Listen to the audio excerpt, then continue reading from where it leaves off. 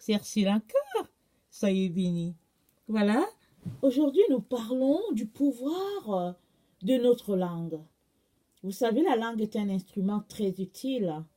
Elle nous aide à manger, surtout quand le plat est bon et qu'on entend le commentaire qui vient de la bouche de ceux qui l'ont mangé. Notre langue à nous salive. Vous voyez, on aimerait goûter à ce plat-là. Et puis aussi, il y a certaines personnes qui ont des maladies qui font qu'aujourd'hui, vraiment, ils n'arrivent plus à goûter. Et aussi, quand on parle à des personnes qui vivent ces choses-là, on sent comment tout est fade parce que ça n'a pas de goût et quand ils mangent, ça ne goûte absolument rien. Alors, la langue, c'est vraiment utile hein, pour ceux-là qui aiment manger les bonnes choses. Et puis la langue aussi, ça nous aide à parler, ça nous aide à chanter. Moi, je chante beaucoup et puis souvent, quand j'ai peut-être un bouton à la langue dû par exemple à un rhume, parce que souvent quand on a les boutons à la langue, ça annonce souvent un rhume. Alors, on est vraiment mal à l'aise. On est mal à l'aise parce qu'on n'est pas confortable. Alors, voilà, ça c'est vraiment un peu les bienfaits de ce que la langue nous apporte au niveau, au niveau physique. Mais la langue, ça n'a pas juste que de bons côtés. Hein. Il y a aussi les côtés négatifs qui peuvent venir de notre langue. Alors, Jacques nous dit que mais la langue, aucun homme ne peut la dompter. C'est un mal qu'on ne peut reprimer. Elle est pleine d'un venin mortel. Par elle, nous bénissons le Seigneur notre Père, et par elle, nous maudissons les hommes, faits à l'image de Dieu. De la même bouche sortent la bénédiction et la malédiction. Il ne faut pas, mes frères, qu'il en soit ainsi. La source fait-elle jaillir de la même ouverture l'eau douce et l'eau amère? Donc, ça, c'est le frère, l'apôtre Jacques qui nous dit ça. Je pense que c'est dans Jacques 3. Je n'ai pas noté le passage. Mais bon, je ne veux pas me mettre à fouiller ça. Mais c'est un peu ça ce que Jacques dit. Donc, ce passage nous en dit long sur l'usage de notre langue par le fruit de nos paroles. Alors, combien de fois, vous ou bien moi, avons-nous déjà utilisé notre langue pour maudire, par exemple, pour médire, pour calomnier, pour insulter les autres et même pour sacrer? Il y a des gens qui vraiment passent la journée à dire quelque chose de mauvais avec leur langue. Et comme on vient de lire, Jacques dit qu'il ne faut pas que ça soit ainsi. Parce que est-ce que la source peut faire jaillir du bon et du mauvais? Et à partir du moment qu'on donne notre vie à Jésus, à partir de ce moment-là, on marque la différence entre utiliser la langue comme quelque chose de mauvais et l'utiliser pour quelque chose de bien. Parce que quand tu donnes ta vie à Jésus, tu l'invites à entrer en toi. Et puis, tout ce que tu avais déjà prononcé comme venin euh, avec ta langue, tout est annulé. Parce que Jésus entre en toi et puis Jésus dit, les choses anciennes sont passées, toutes choses sont devenues nouvelles.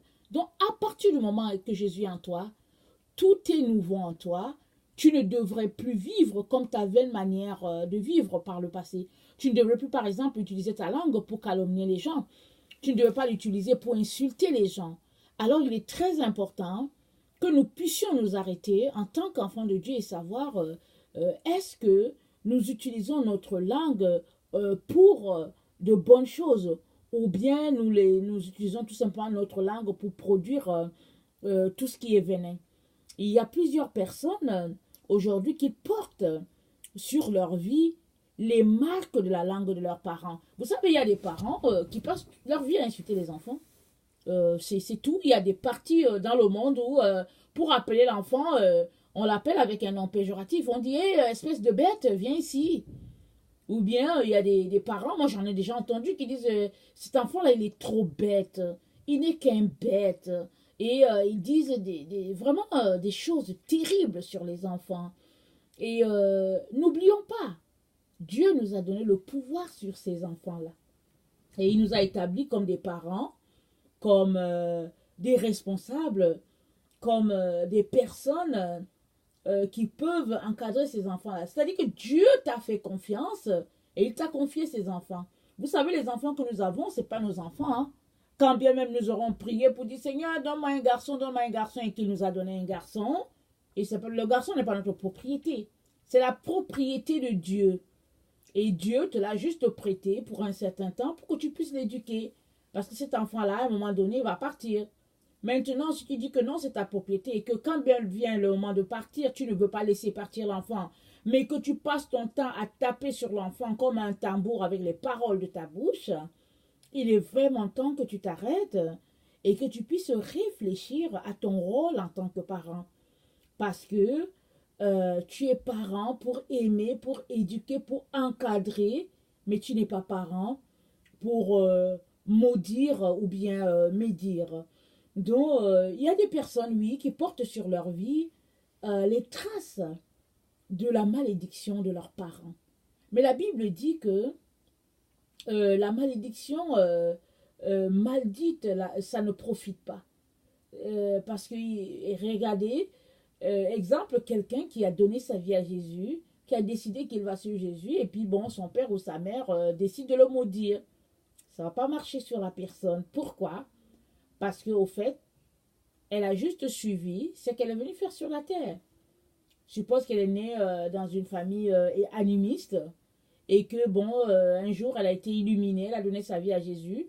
Et elle dit à ses parents, ben, j'ai donné ma vie à Jésus. Et puis ils disent, bon, on te maudit, et puis tatati, tatata.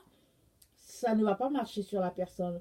Parce que Jésus est celui qui le protège.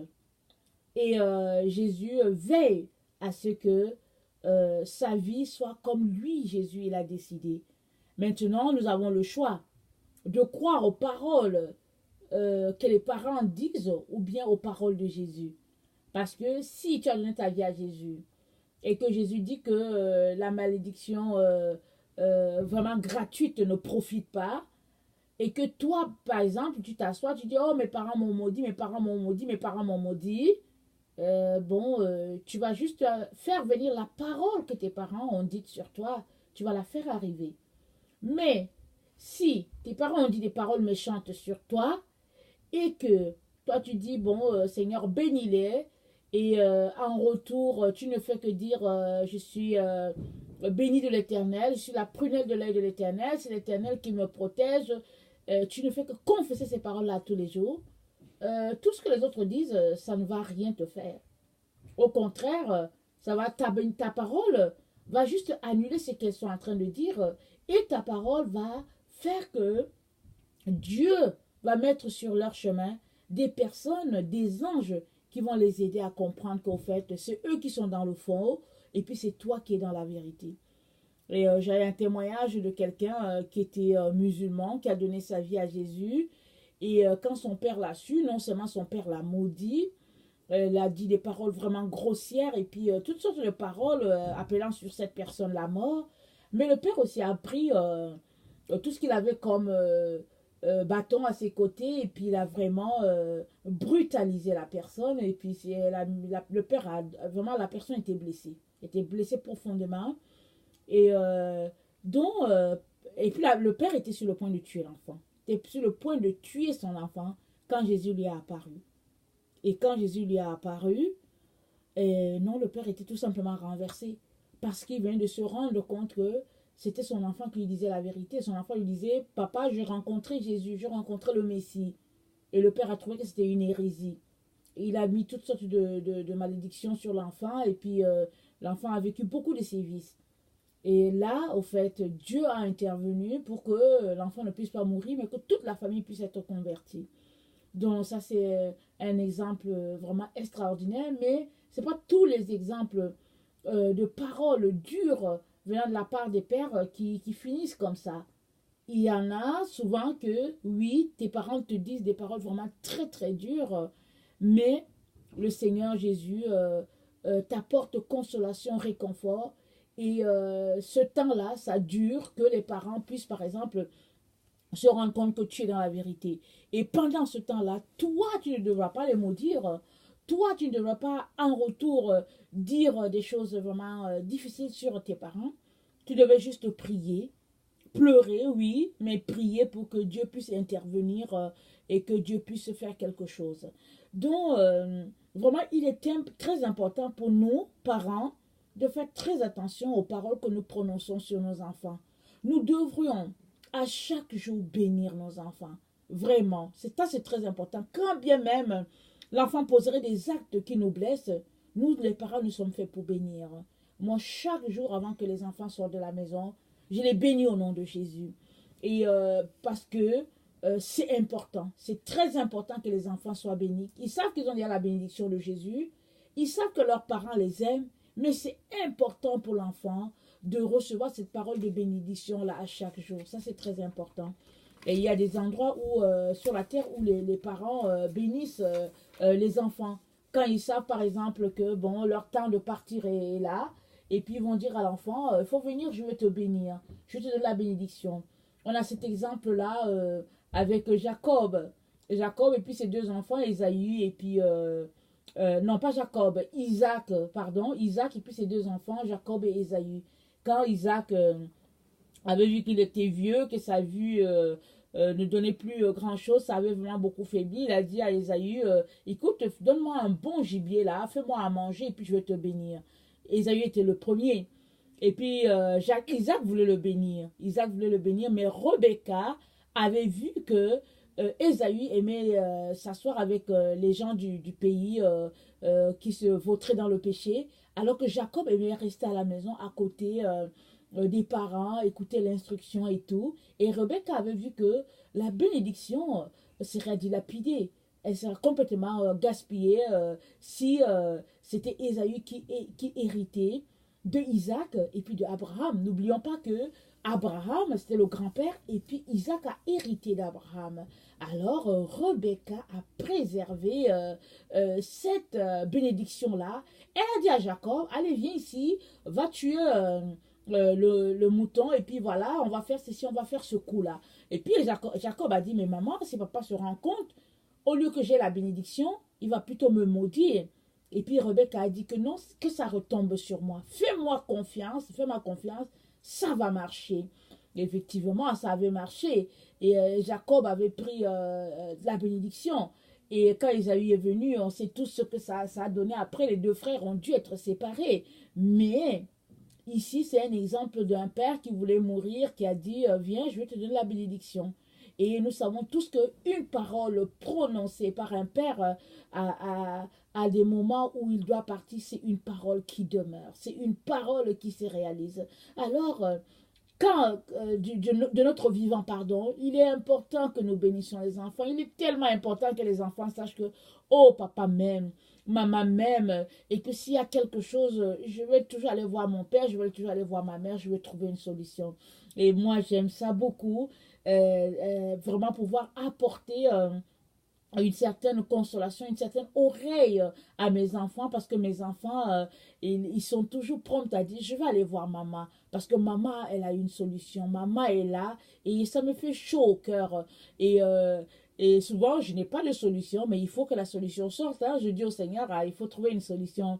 Parce que mon fils est venu me voir, ma fille est venue me voir pour telle situation. C'est important qu'on puisse avoir quelqu'un sur qui on peut s'appuyer. Et si l'enfant est capable de s'appuyer sur toi, parent, toi, ma papa, toi, maman, c'est parce que les paroles de ta bouche sont mielleuses pour l'enfant. Mais il y a des parents, tu ne peux pas t'approcher d'eux.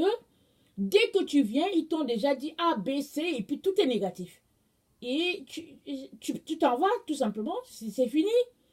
Il y a des parents, tu ne peux pas t'approcher d'eux. Il y a des personnes, elles sont dégoûtantes. Dégoûtantes. Dès que tu t'approches, la parole qui sort, tu dis seulement, Seigneur Jésus, aie pitié de moi. J'aurais dû ne pas ouvrir ma bouche. Tu le dis dans ton cœur. Alors faisons attention, parce que si nous sommes vraiment les enfants de Dieu, de notre Père, ce qui sort de notre bouche doit être du miel. Ça va être bon. Moi, je suis sûre que Jésus, En tout cas, ça devait être bon d'être dans sa présence. Ça devait être vraiment succulent d'être là, vraiment à boire les paroles, de telle sorte que, bon, Marie, elle était toujours là assise. Et puis Marthe a dit, mais Seigneur, parle à ma soeur. Et puis, donc Jésus a dit, Marie a choisi la bonne part. Parce que Marie avait découvert que les paroles qui sortaient de la bouche de Jésus, c'était des paroles mielleuses. Donc, il est important que nous puissions faire très attention aux paroles qui sortent de notre bouche. Moi, chaque fois je prie, je dis, Seigneur, aide-moi, aide-moi. Et il y a des moments où, je reçois une parole qui est vraiment, vous savez, agressive, dégoûtante. Et au moment où je m'apprête à répondre, parce que, bon, on est humain, à certains moments, on se dit, bon, je veux donner 2 mots à la personne, mais l'Esprit de Dieu est là et te dit, ne réponds pas. Ne réponds pas. Alors, c'est extraordinaire hein, quand on est en communication avec le Seigneur. Sinon, en tant qu'humain, on peut carrément passer à côté. Alors, faisons très, très attention, chers frères et sœurs, pour tout ce qui sort de notre bouche.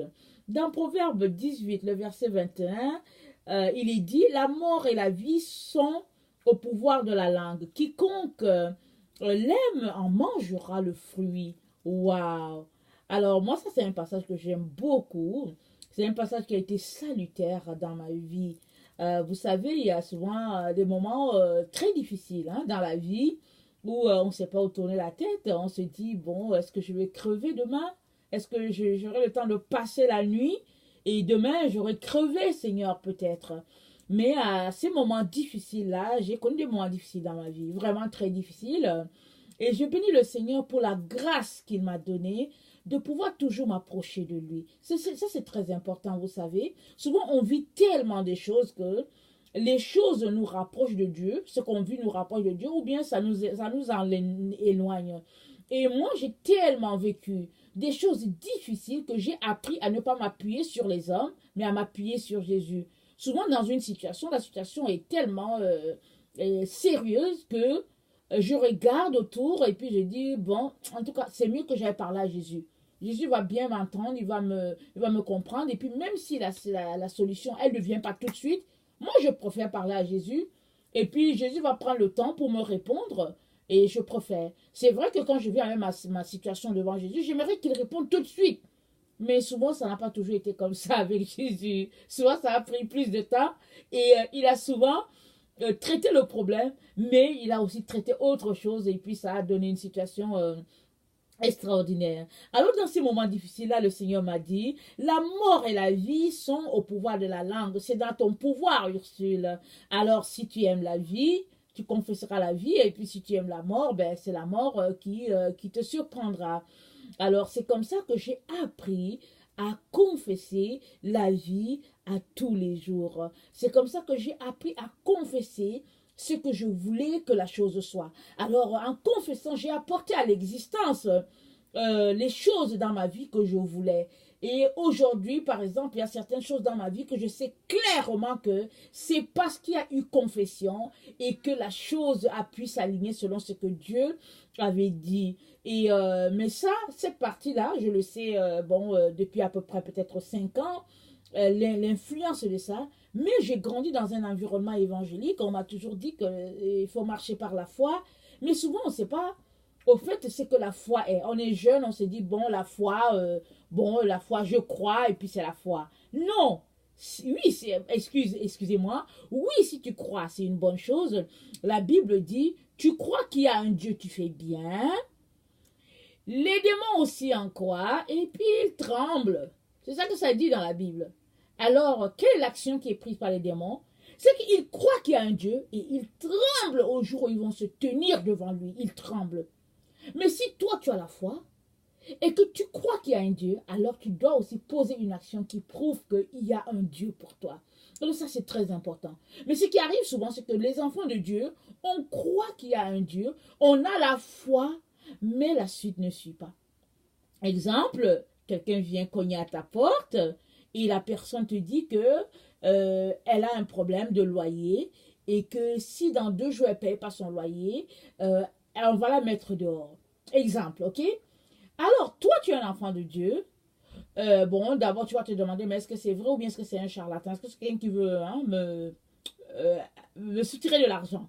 Mais tu t'assures que oui, finalement, tu te rends compte que oui, la situation est vraie. Alors, tu as un peu d'argent dans ton compte et l'argent est suffisant pour payer le loyer de la personne. Parce que c'est un peu ton saving. C'est un peu tes... comment on appelle ça? En tout cas, ton saving. Alors, tu as le choix, soit de prendre l'argent et puis d'aider la personne et dire, Seigneur, tu vas pourvoir pour mes économies, ou bien tu vas dire à la personne, je veux prier pour toi et Dieu va pourvoir. Alors, entre les deux, c'est la personne qui aura pris l'argent pour donner à cet individu devant la porte qui aura marché par la foi. Parce qu'elle aura pris ses économies pour remettre à quelqu'un en croyant que Dieu allait répondre. Alors une telle personne, c'est une personne qui croit qu'il y a Dieu et puis cette personne-là pose une action. Mais l'autre personne qui a dit, ah, je veux prier pour toi, elle n'a pas du tout exercé sa foi. Au fait, en disant que je veux prier pour toi, elle prouve tout simplement qu'elle n'a pas la foi. Parce qu'en disant je veux prier pour toi, ben, ça ne règle pas la situation de la personne qui te dit que dans 2 jours, si elle ne paye pas son loyer, elle sera dehors. Mais malheureusement, aujourd'hui, c'est ça qui se passe un peu dans le milieu chrétien. Quand quelqu'un est dans le besoin, tout le monde sait que la personne est dans le besoin, mais chacun fait comme s'il n'a pas vu ou bien qu'il n'a pas entendu. Et chacun courbe la tête. Et à la fin, on vient te dire, à la fin, quand la prière finit, on te serre la main, on dit, ah mon frère, je veux prier pour toi, pour que Dieu pourvoie. On serre la main de la soeur. Oh ma soeur, je veux prier pour toi, pour que Dieu pourvoie. Mais si le sujet est arrivé à tes oreilles, c'est qu'au fait, c'est sur toi que Dieu compte pour que tu règles la situation. N'oublions pas que l'argent que nous avons, c'est pas ce que nous avons entre nos mains, c'est pas notre argent. Hein. C'est l'argent de Dieu. Bon, on nous a appris que 10% c'est la dîme, c'est pour Dieu, et que 90% c'est pour nous. Mais tout est à Dieu. Les 5% sont à Dieu. Et alors que tu gardes l'argent, peut-être pour voyager, peut-être pour ta retraite, et puis vivre une vie de luxe un peu plus tard, le Seigneur te dit que non, cet argent-là, je te l'ai donné, mais c'est pour que tu répondes à mes besoins. Et les besoins de Dieu, c'est quoi? C'est tous ceux-là qui sont dans le besoin autour de toi. C'est les personnes qui n'ont pas à manger, c'est les veuves, c'est les orphelins, c'est les immigrants, c'est les personnes sans abri. C'est tous ceux-là qui souffrent, qui sont autour de toi. Cet argent-là, c'est pour eux. Dieu a mis ça entre tes mains, c'est pour eux. Mais si tu viens le voir, il te dira comment tu dois gérer ça. Mais si tu gardes cet argent, au fait, bon, je ne sais pas pour quelle raison, sache que tu n'agis pas par la foi. Agir par la foi, c'est prendre ce qu'on a mis de côté, et puis répondre aux besoins de ces personnes-là. Parce que vous savez, nous sommes les mains et les pieds de Dieu sur la terre. Alors il est très important que les autres puissent voir Dieu en nous. Si on ne voit pas Dieu en nous, moi je ne vois pas pourquoi nous voulons que les autres viennent au Seigneur Jésus. Alors vraiment pensons-y, examinons-nous et puis regardons ce que nous faisons avec les paroles de notre bouche. Parce que dire par exemple à quelqu'un que je vais prier pour toi, ça ne va pas faire que la nourriture va tomber du ciel, ça ne va pas faire que la manne va tomber. Parce que si tu as l'argent, c'est toi qui dois prendre ça et donner à la personne. En plus de dire que je vais prier pour toi, pour que Dieu pourvoie, pour que tu aies un emploi et que la situation se stabilise. Donc voilà. Et regardez, Jésus a exercé vraiment ce verset-là qui dit que la mort et la vie sont au pouvoir de la langue. Il l'a exercé quand la tempête s'est soulevée, ils étaient en mer et puis ça s'est soulevé. Et les disciples ont dit à Jésus, Maître, Maître, ne vois-tu pas que nous sommes sur le point de périr? Et la Bible dit que Jésus se levait et il a menacé le vent et la tempête et ils se sont calmés. Ils se sont calmés parce que Dieu était dans le bateau ou bien dans la pirogue et puis Dieu avait parlé. Mais Jésus était sur la terre, mais il n'était pas uniquement sur la terre en tant que Dieu, mais il était aussi homme pour nous montrer que toi et moi, nous pouvons aussi le faire. Et aussi, Jésus revenait avec ses disciples et la Bible dit qu'il a eu faim et il a vu un figuier et il est allé vers le figuier pour que le figuier lui donne du fruit. Et puis, il n'y avait pas de fruit et Jésus a maudit le figuier et le figuier est resté maudit jusqu'à ce jour, a dit la parole de Dieu. N'oublions pas, parce que ce passage, c'est un passage qui intrigue un peu. Moi, souvent, je le lis et puis je dis, mais vraiment, c'était pas la saison des figuiers. Mais n'oublions pas que tout ce qui nous entoure, ils savent qui est Dieu. Ils savent qui est leur créateur. Donc, ces arbres-là, il savait que Jésus était le Créateur. Le figuier savait qui était Jésus. Alors, dans ma compréhension, c'est que quand Jésus est venu vers le figuier devait lui donner quelque chose à manger. Ça, le figuier devait produire des fruits tout de suite. Parce que Dieu voulait quelque chose. Mais le figuier n'a pas produit. Alors, il a été maudit par Jésus. Jésus lui a dit, tu ne produiras plus, que personne ne mange encore fruit de toi. Question de dire que quand bien même ce n'est pas la saison de produire des mangues, si tu marches par la foi et que ta bouche est exercée à marcher selon Dieu, tu peux commander à la mangue d'être et la mangue sera. C'est parce que c'est ça que ce passage-là nous dit. Donc vraiment, c'est une méthode que nous devons utiliser vraiment pour pouvoir déblayer notre chemin. Parce que vous savez que ton chemin n'est pas le mien. Nous allons tous vers le trône de Dieu, mais ton chemin n'est pas le mien. Ton chemin est devant toi, le mien aussi est devant moi, et nous devons le débroussailler en passant par les arbres. Il y a des personnes qui aiment prendre le boulevard ou bien l'autoroute, hein, tout est réparé, tout est clean, et puis c'est asphalté, et puis allez, tu roules 100 à l'heure, et puis tu es correct. Ça, c'est le chemin qui mène à la perdition. Mais le chemin là, qui nous mène vers le Père, c'est un chemin que toi et moi devons tracer. On passe par la broussaille, il y a la rosée qui nous mouille les pieds, il y a les épines qu'on trouve, il y a des tessons de bouteilles. C'est vraiment un chemin difficile, mais c'est le chemin qui nous mène au Père. Et puis c'est ce chemin-là que nous sommes appelés à prendre. Et en ayant la méthode de le pouvoir de notre langue, on va pouvoir enlever toutes les mauvaises herbes et pouvoir marcher, non pas sans difficulté, mais on va marcher de façon à arriver devant le trône. Amen. Donc voilà, alors vraiment, il est important que nous puissions faire attention aux paroles de notre bouche. Pendant que j'étais en train de préparer cet enseignement, le Seigneur m'a rappelé que quand j'avais 15 ans, j'avais commencé à prier pour que Dieu me donne un mari. Et je me rappelle très bien de cette prière, de l'endroit où j'étais. Et j'avais prié, j'avais dit au Seigneur que peu importe la nationalité de la personne, peu importe qui elle est, en tout cas Seigneur, j'aimerais que tu me donnes le mari que tu as pour moi. Alors figurez-vous que quand j'ai eu 25 ans, le Seigneur m'a montré la personne qu'il avait pour moi. Et c'était un choc. C'était un choc parce que c'était une personne d'un autre pays que mon pays. Alors, je me disais déjà que, voilà, vient déjà le moment du rejet. Et puis ça, c'était le premier choc.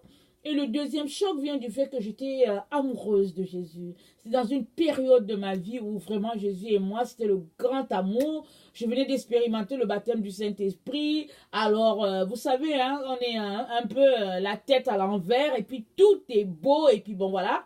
Alors, je ne comprenais pas pourquoi Jésus voulait que je me marie à ce moment. Et puis, je ne savais pas non plus ce qu'il voulait que je fasse avec un homme. Parce que Jésus me suffisait. Alors, c'est là que le Seigneur m'a dit que, en fait, j'avais prié.